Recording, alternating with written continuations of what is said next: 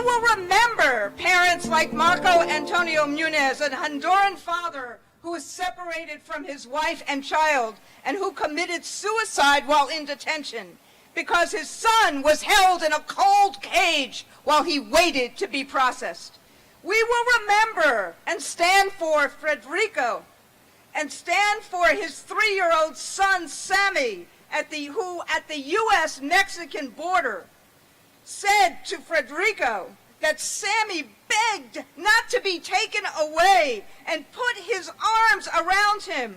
And Federico, the father, told officials he would not give him up. And then one of the officers came up to him and with both hands forcibly forced Sammy out of Federico's arms.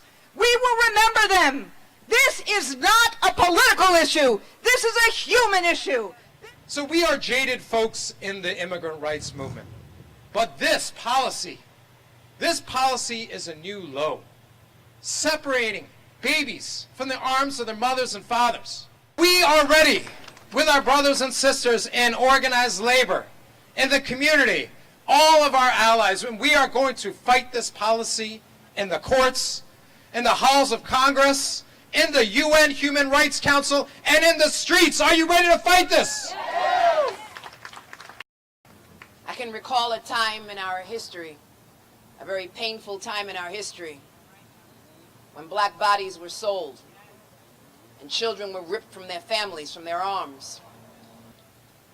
And how dare they quote the Bible?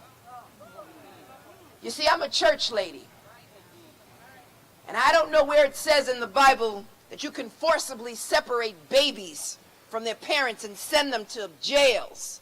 Let's not make no mistakes about that. I'm proud to be an American. But what happened to that phrase that said, bring me your tired and your poor and your huddled masses yearning to be free? What happened to that belief in what really makes America all that she could and should be? Today we proudly and we boldly stand with the President of the American Federation of Teachers, Randi Weingarten, and all of our other brothers and sisters from labor and the civil and human rights organizations throughout this city, yet throughout this country, because this is just one of many demonstrations happening all across the country, calling out the injustices that's happening to our children. We know for a fact is that what is happening right now will be in the history books. The question becomes, who will be the victors and who will be the ones that will be standing up for the children that we are putting in cages in the United States of America? There can never be enough rage. We can never allow, we must always be shedding tears because it's not okay. It is not all right. Donald Trump and Attorney General Jeff Sessions and every person in this administration who perpetrates and defends this shocking and immoral policy is complicit in a total desecration of human rights, in a total desecration of the sacred legacy of this nation of immigrants, and a total desecration of the most basic human values. This crosses political boundaries, religious boundaries, and all of us will stand up. As people have said, today we go to the UN. Tomorrow we once again go to Congress. Next week the AFT will be on the border next Tuesday, delivering books and supplies to the children who we want to learn from, as Barbara said.